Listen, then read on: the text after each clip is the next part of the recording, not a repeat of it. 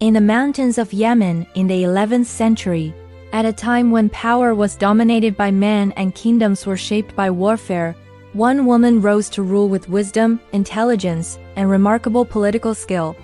Her name was Arwa al-Sulayhi, often remembered as Queen Arwa, one of the most powerful and visionary female leaders in medieval Islamic history. For more than 4 decades, she governed Yemen with strategy, stability, and reform, leaving behind a legacy that still echoes today.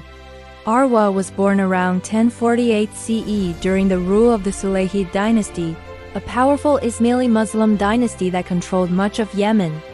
She was raised in a royal environment and received an education that was rare for women at the time, studying governance, theology, poetry, and politics. She married al-Mukarram Ahmad, the heir to the throne. But when her husband became ill and unable to govern effectively, Arwa gradually assumed administrative control. What began as assistance soon became full leadership. After the death of her husband, Arwa did not step aside. Instead, she ruled as sovereign queen, making decisions independently and commanding loyalty across Yemen. Her authority was not symbolic.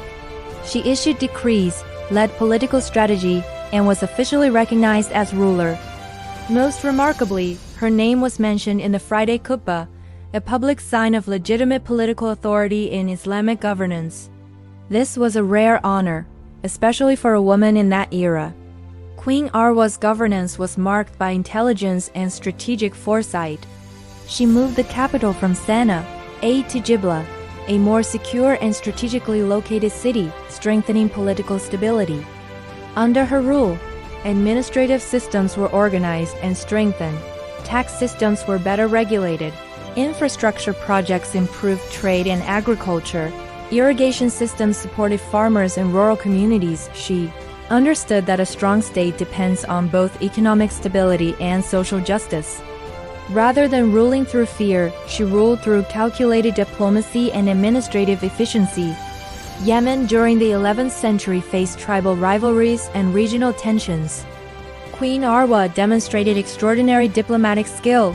She formed alliances where necessary, suppressed rebellions strategically, balanced tribal interests carefully, maintained loyalty within her territory. She avoided unnecessary wars and instead prioritized long-term stability. Her rule lasted over 40 years, a testament to her strategic success. Queen Arwa was not only a political ruler but also a respected religious authority.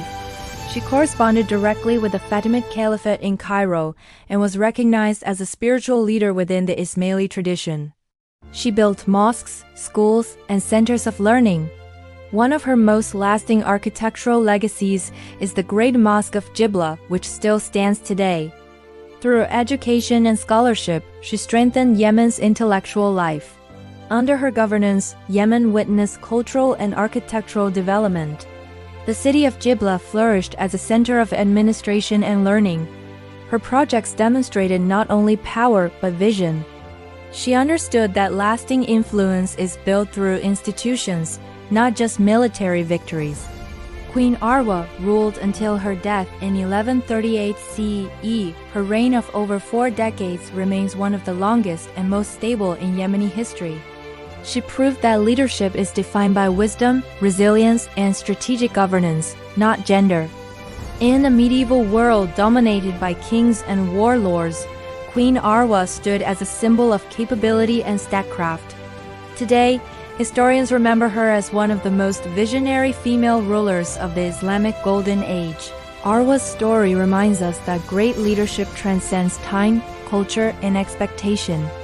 Her governance shaped Yemen's political and intellectual history, and her legacy continues to inspire. If you enjoyed this historical journey, like, share, and subscribe for more stories of powerful leaders from history.